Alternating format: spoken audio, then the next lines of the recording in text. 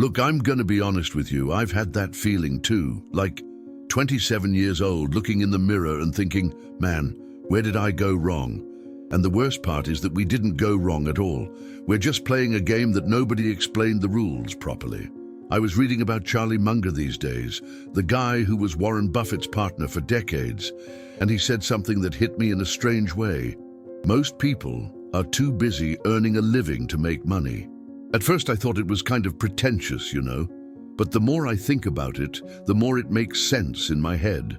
We're so worried about looking like we're doing well that we forget to actually build something that works. And that leads me to the main point here. If you're between 25 and 30 years old, middle class, and have that feeling that you've fallen behind, welcome to the club. But before you go out making crazy decisions like quitting everything to start a business without a plan, or worse, getting into debt up to your neck to pretend you're doing well, I need to tell you some things I'm discovering. First, that pressure you feel, it's real, but it's also manufactured. Not totally, but mostly yes. We live in a bizarre era where everyone is showing the edited version of their lives. That guy from college who posts photos with a Porsche, he's probably paying installments that consume 80% of what he earns. That girl who turned 25 and already bought an apartment, maybe her parents gave her the down payment, or maybe not. The point is, we don't know the full story, but we compare ourselves to other people's highlight reel. And then I keep thinking about what Munger always repeated about inversion. He said, invert, always invert. Instead of thinking, how do I get rich quick? Maybe the right question is, what's making me get poor slowly? And man, when I started looking at it that way, I realized I was bleeding money on things I didn't even remember I had. You know that whole thing about buying your own house? For me today, that's starting to look like a trap. Not that owning a house is wrong, but the way this is sold to the middle class in America as if it were the life goal at 28 years old, I don't know, man. You commit 30 years of your life paying a mortgage that costs double the value of the property because of interest. And during those 30 years, you're trapped. Trapped geographically, trapped financially, trapped mentally. And Munger had a phrase I love about this. He said, the best trap is the one you build yourself. And I interpret it like this.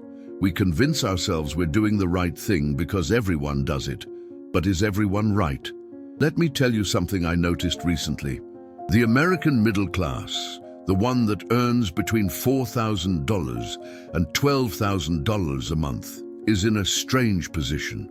We're not poor enough to receive government help, but we're also not rich enough to take the shortcuts that rich people take.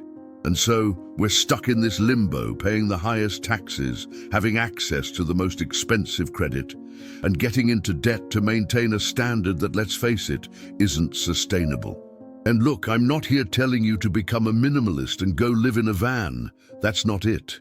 What I'm saying is that maybe we need to rethink what success is, because the model they sold us, college, stable job, car, house, marriage, kids, in that order, it was made for an economy that doesn't exist anymore. Munger has a story I really like about him and Buffett. He said that in their first years investing, they made a lot of mistakes. A lot. They bought bad companies, lost money, made idiotic choices. But they're different from others. They learned from mistakes and never repeated them. And there's a phrase of his that I try to apply in my life. It is not necessary to do extraordinary things to get extraordinary results. For me, this means that maybe the secret isn't hitting that big lucky break, but rather stopping doing the things that sink you. Boring consistency. And here's something nobody tells you at 25. Time is the most valuable asset you have. It's not money, it's not networking, it's time. Because with time, you can learn anything, build anything, recover from any mistake. But we spend time as if it were infinite. 3 hours a day scrolling through social media feeds, 2 more hours watching a series that isn't even that good, 1 more hour in traffic because you live far from work but the rent was $200 cheaper. Look, I know this sounds like coach talk, but bear with me here. If you're 27 years old and earning $3,000 a month, you're not behind. You're average. The problem is that average in America is complicated. But if you can save $400 a month, I know it seems impossible, but it's not. In 10 years, with compound interest, you have almost $80,000. That without doing anything extraordinary, just being consistent. But then you ask me, and how do I save $400 if I can barely break even at the end of the month? And I answer you with another phrase from Munger that moved me. Never, ever operate leveraged on something you don't fully understand. Translating from economics speak, stop buying things in installments. Seriously, this whole 12 months interest-free thing is the biggest poison for the American middle class, because you think there's no interest, but there is. It's embedded in the price. And worse, you commit your salary for the next 12 months with decisions you made today. I have a theory, and it might be just me, but I think we confuse comfort with progress. We buy a new iPhone in installments because it gives that feeling of, I made it. But in reality, we just got more in debt. We trade in our car because the other one was too old, but actually it worked perfectly. We just wanted the feeling of something new. And these small decisions accumulate, and added together, they keep you trapped. There's a concept that Munger used a lot, which is the circle of competence. He said you need to know the limits of what you know, and within that circle, you're unbeatable. Outside it, you're just another one betting. And man, when I applied this in my life, I realized I was trying to do a bunch of things I didn't understand at all. Investing in cryptocurrency because my cousin said it was good. Opening an LLC to freelance, something I barely knew how to do. Wanting to be an entrepreneur without understanding business. Not that these things are bad, but doing them without being prepared, that's a recipe for disaster. And then you're 30 years old, in debt, frustrated, and with that even bigger feeling that you're behind. Let me tell you something nobody wants to hear. Maybe you're not behind. Maybe you're just following the wrong schedule. Because this whole thing of, at 25 you have to have this, at 30 that, who decided that? My father bought his first house at 45, my mother went to college at 38, and they're doing well, you know? They're not rich, but they're doing well. The problem is we live in an era of instant gratification. Everything has to be fast, quick success, quick money, quick results. But the things that are really worth it in life, they take time. And Munger knew this better than anyone. He and Buffett spent decades building Berkshire Hathaway. Decades. It wasn't from one year to the next, and I keep asking myself, why are we in such a hurry? Part of it is social media's fault, obviously. We see 23-year-olds who are millionaires, in quotes because it's not always true, and think we've fallen behind. But another part is our own fault for not questioning this narrative. Look, if you're 28 years old, living with your parents or sharing an apartment, earning a salary that barely pays the bills, but you're learning something, developing some skill, building something, you're not behind. You're on the path. It might not be the fastest path, it might not be the most glamorous, but it's a path. What you can't do is panic and make idiotic decisions, like getting into debt up to your neck to open a company without planning. Or quitting a stable job without having an emergency fund, or worse, falling for a pyramid scheme because they promised you'll get rich in 6 months. Munger had a mental checklist he used before making any big decision, and one of the questions was, what can go wrong? Not in a pessimistic way, but in a realistic way. And man, when I started doing this, I stopped making so many mistakes. Before buying something expensive, what can go wrong?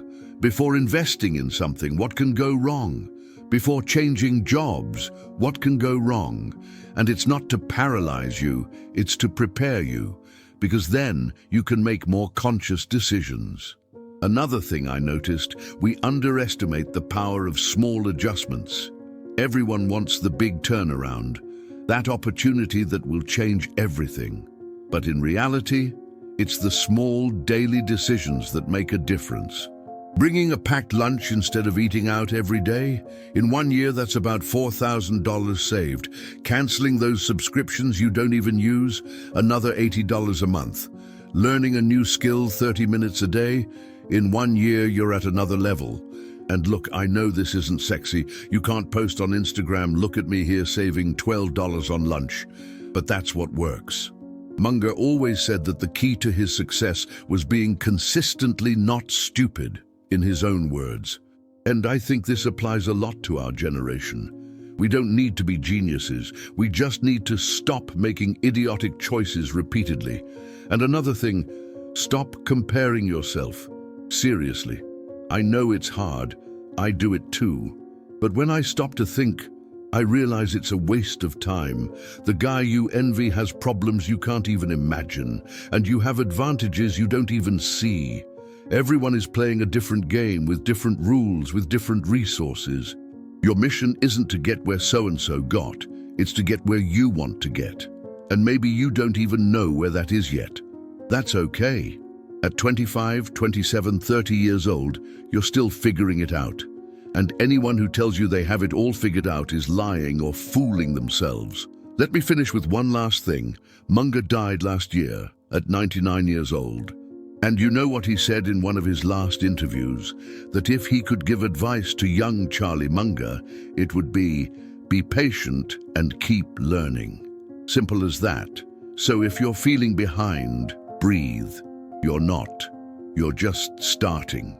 And the fact that you're here, reading this, thinking about these things, already puts you ahead of 90% of people.